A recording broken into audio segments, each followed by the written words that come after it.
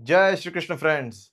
दोस्तों, आपका स्वागत है स्वधर्म चैनल पर, जहां पर हम भगवत गीता का अभ्यास कर रहे हैं। तो पहले श्लोक में धृतराष्ट्र ने संजय से प्रश्न पूछा, तो अब संजय उसका उत्तर देते हुए कहते हैं। सञ्जय उवाच दृष्ट्वा तु पाण्डवानीकं व्यूढं दुर्योधनस्तदा आचार्यमुपसङ्गम्य राजा वचनमब्रवीत्। पश्यैतां पाण्डुपुत्राणाम् आचार्यमहतीं च मूं व्यूढां द्रुपदपुत्रेण तव शिष्येण धीमता। अत्र शूरा महेश्वासा भीमार्जुनसमायुधि युयुधानो विराटश्च द्रुपदश्च महारथः। धृष्टकेतुश्चेकितानः काशीराजश्च वीर्यवान् पुरुजित्कुन्तिभोजश्च शैब्यश्च नरपुङ्गवः युधामन्युश्च विक्रान्त उत्तमौजाश्च वीर्यवान् सौभद्रो द्रौपदेयश्च सर्व एव महारथाः। संजय बोले, पांडवों की सेना को व्यूह रचना में, मिलिट्री अरेंजमेंट में देखकर आचार्य द्रोण के पास जाकर राजा दुर्योधन ने ये कहा। दुर्योधन कहते हैं, हे आचार्य, आपके परम बुद्धिमान शिष्य द्रुपद पुत्र के द्वारा व्यूह रचना में लगाई हुई पांडवों की इस विशाल महान सेना को जरा देखिए। इस सेना में यहां पर बड़े बड़े शूरवीर और जिनके बड़े बड़े धनुष हैं, और जो लोग युद्ध में भीम और अर्जुन के समान हैं, ऐसे लोग हैं। इसमें युयुधान सात्यकी है, विराट नरेश है, महारथी द्रुपद है, दृष्टकेतु चेकितान है, और महापराक्रमी काशीराज है। पुरुजित राजा कुंती भोज और नरों में श्रेष्ठ शैव्य हैं। महापराक्रमी युधामन्यु और उतना ही शूरवीर उत्तमौजा है, और सुभद्रा का पुत्र है, और द्रौपदी के पांचों पुत्र हैं, और ये सारे के सारे महारथी हैं। भाई, राजा धृतराष्ट्र का उत्तर देते हुए संजय ने कहा कि दुर्योधन ने पहले पांडवों की आर्मी को, पांडवों की सेना को देखा कि कैसे वो मिलिट्री अरेंजमेंट में खड़ी हुई है, विशाल सेना। उसे देखकर वो सीधा गए आचार्य द्रोण के पास, अपने रथ पर से उतरकर चलकर उनके पास गए कुछ कहने के लिए। और वहां जाकर वे क्या कहते हैं कि हे आचार्य, आपके बुद्धिमान शिष्य, ये बुद्धिमान शिष्य कौन है? राजा द्रुपद का पुत्र, यानी कि धृष्टद्युम्न, जो कि कमांडर इन चीफ है, प्रधान सेनापति है पांडवों की सेना का। धृष्टद्युम्न वही है जिसे द्रुपद ने यज्ञ करके जन्म दिया था, ताकि वो द्रोणाचार्य को मार सके। द्रोणाचार्य को यह पता था कि धृष्टद्युम्न कौन है, फिर भी उसे अपना शिष्य बनाया और उसे सारा ज्ञान दिया, ये जानते हुए कि ये मेरी मृत्यु का कारण बनने वाला है। सबसे पहले दुर्योधन ने उसी नस पर हाथ रखा कि ये देखो, आपका परम बुद्धिमान शिष्य, उसने कैसी बुद्धि लगाई है आपको मारने के लिए। फिर दुर्योधन नाम लेते हैं युयुधान का, सात्यकी। सात्यकी कौन था? सात्यकी अर्जुन का शिष्य था। अब भगवान कृष्ण ने तो अपनी पूरी नारायणी सेना, अपनी आर्मी तो दुर्योधन को दे दी थी, लेकिन लेकिन सात्यकी जो है, क्योंकि वो अर्जुन का शिष्य था, वो पांडवों की ओर से ही लड़ा। चाहे नारायणी सेना चली जाए, लेकिन मेरे गुरु अर्जुन जहां है वहां मैं हूं, कृष्ण जहां है वहां मैं हूं। तो एक तरह से दुर्योधन जो है वो लॉयल्टी भी याद करवा रहे हैं, क्योंकि वो तो जानता था कि द्रोणाचार्य के मन में सॉफ्ट कॉर्नर तो है ही। हाँ ठीक है, उन्होंने भीष्म पितामह की तरह प्रण नहीं ले रखा कि पांडवों का वध नहीं करेंगे, लेकिन सॉफ्ट कॉर्नर तो है ना। दुर्योधन को द्रोणाचार्य की निष्ठा पर पहले से ही शंका थी। उनका फेवरेट था अर्जुन भाई।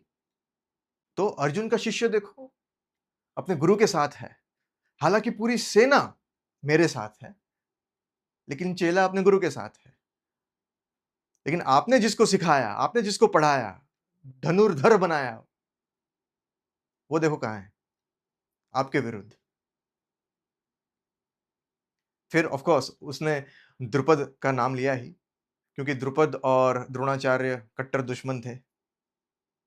फिर उन्होंने कहा राजा विराट, यस, राजा विराट जिसके राज्य में पांडव 1 वर्ष तक अज्ञातवास में रहे थे, वो है।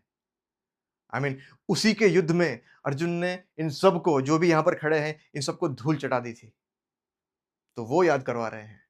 दुर्योधन आगे कहते हैं कि दृष्टकेतु, दृष्टकेतु का नाम लिया। ये बड़ा इंटरेस्टिंग नाम है। दृष्टकेतु कौन है? शिशुपाल का बेटा। शिशुपाल वही जिसे श्री कृष्ण ने भरी सभा में सुदर्शन चक्र से वध कर दिया था। अब दुर्योधन ने युद्ध शुरू होने से पहले दृष्टकेतु को अपनी ओर करने की ट्राई की थी।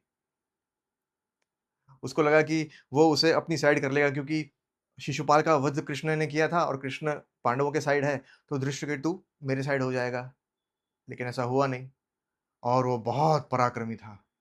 दुर्योधन के सारे प्लान पर पानी फेर गया। दृष्टकेतु ने बोला कि नहीं, मैं पांडवों के साथ ही रहूंगा, धर्म उनके साइड है। और दृष्टकेतु की छोटी बहन नकुल से विवाह कर चुकी थी, तो एक संबंध भी था।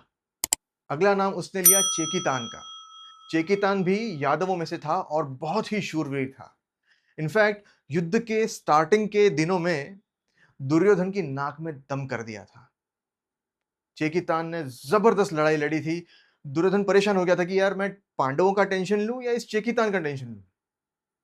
और कौरवों की सेना में जो एक और गुरु थे, कृपाचार्य, उनके साथ भी चेकितान ने भयंकर युद्ध किया था, भीषण युद्ध किया था। बहुत ही इंपॉर्टेंट कंट्रीब्यूशन था। इनफैक्ट युद्ध के 18वें दिन तक चेकितान जिंदा था और बाद में दुर्योधन के हाथों से ही मारा गया। वो कहते हैं ना कि दुश्मन की फील्ड में या दुश्मन की पिच पर कभी नहीं खेलना चाहिए। जब तक चेकितान धनुर्विद्या से दुर्योधन का सामना कर रहा था, तब तक वो ऑलमोस्ट अजेय था। लेकिन जब उसकी पिच पर आ गया गदा युद्ध में, तो दुर्योधन ने उसको समाप्त कर लिया। जी। अगला नाम काशी के राजा। काशी के राजा की सेना बहुत बड़ी थी और पांडवों की जो सेना थी, उसके मुख्य भाग, आगे के भाग में डिफेंड करती थी। और जब जरासंध को मारने के लिए अर्जुन सेना को चीरते हुए जा रहा था, तब पीछे से पूरा प्रोटेक्शन काशीराज की सेना ने ही दिया था। अगले थे राजा कुंती भोज, जो कि कुंती माता के पालक पिता थे, उनका बेटा पुरुजित। तो वे तो ऑब्वियसली यस, पांडवों के साइड ही होंगे। और नरों में श्रेष्ठ शैब्य। शैब्य युधिष्ठिर के ससुर थे। जी हाँ, युधिष्ठिर की द्रौपदी के अलावा भी पत्नी थी, देविका नाम की, जिनके पिताजी यानी कि शैब्य, शैब्य यानी राजा शिबी के वंशज थे वे। अगेन एक्सट्रीमली पावरफुल और महारथी थे। महारथी वो होता है जो एक साथ हजारों योद्धाओं से लड़ सके और अपनी मिलिट्री को मैनेज कर सके, राइट, उसे महारथी कहते हैं। अगले थे युधामन्यु और उत्तम औजा। ये पांचाल राज्य से थे और इनका काम क्या था? अर्जुन को प्रोटेक्शन देना। इन्हें कहते हैं चक्र रक्षक, यानी कि रथ को प्रोटेक्शन देना। कैसे? कि जैसे वो विक फॉर्मेशन होता है, वीआईसी विक फॉर्मेशन, जैसे कि एक एयरप्लेन होता है और उसके पीछे 2 एयरक्राफ्ट्स होते हैं विंगमैन के, राइट? वही फॉर्मेशन, उसके उससे सिमिलर समझ लीजिए आप, कि अर्जुन का रथ होगा और एक तरफ युधामन्यु और एक तरफ उत्तम औजा। क्योंकि कैसा है, जब युद्ध कर रहा है और एक के साथ एंगेज है, तो कोई दूसरा उसका एडवांटेज लेकर उसे धोखे से मारे नहीं, इस बात का ध्यान रखना होता है इन दोनों ने, और रास्ता क्लियर करना होता है। तो कभी पीछे तो कभी आगे रहते हैं, लेकिन अर्जुन के साथ हमेशा लगे रहते हैं, राइट? तो बहुत ही इंपॉर्टेंट उनका कंट्रीब्यूशन था महाभारत के युद्ध में। और दुर्योधन ने अगला नाम लिया सुभद्रा पुत्र, यानी कि अभिमन्यु। अभिमन्यु के बारे में क्या कहना? और द्रौपदी के पांचों पुत्र। द्रौपदी को हर एक पांडव से एक एक पुत्र हुआ था। युधिष्ठिर जो सबसे बड़े हैं, उनसे उनका पुत्र हुआ था जिनका नाम था प्रतिविंध्य। भीम से जो पुत्र हुआ उसका नाम था सुतसोम। अर्जुन से हुआ श्रुतकर्मा। नकुल से हुए शतानिक। और सहदेव से हुए श्रुतसेन। ये पांचों पुत्र भी महारथी थे, जिन्हें अश्वत्थामा ने पांडवों के धोखे में मार डाला था युद्ध के बाद। युद्ध से जस्ट पहले दुर्योधन ने इनका नाम क्यों लिया, और वो भी द्रोणाचार्य के पास जाकर? और ये सारा कुछ भीष्म पितामह भी सुन रहे हैं, ताकि द्रोणाचार्य के बीच वो जोश उत्पन्न कर सके, क्रोध उत्पन्न कर सके। इसलिए धृष्टद्युम्न का नाम लिया, द्रुपद का नाम लिया। और उन सब लोगों का नाम लिया कि जो लोग पांडवों से लॉयल हैं, कि ये देखो पांडवों से कितने लॉयल हैं, जिन पर आपने उपकार किया वो आपसे लॉयल नहीं, वो आपके विरुद्ध खड़े हैं। आचार्य जी आपसे लॉयल तो हम हैं। देखो आपको पहले ही आपको नौकरी दी और अब तक आपके साथ ही हैं और आप हमारे साथ हो, तो आपको फुल फ्लेज वॉर करना चाहिए ना, वो सॉफ्ट कॉर्नर हटा दो। क्योंकि भीष्म पितामह तो पांडवों का वध करने नहीं वाले थे, लेकिन अगर द्रोणाचार्य की भी मन से वो सॉफ्ट कॉर्नर चला जाए तो इस युद्ध में बहुत बड़ा फायदा होगा दुर्योधन का। So that's what he was trying. आगे और भी कुछ कहते हैं दुर्योधन, अपनी सेना के बारे में अब कहते हैं, वो हम सुनेंगे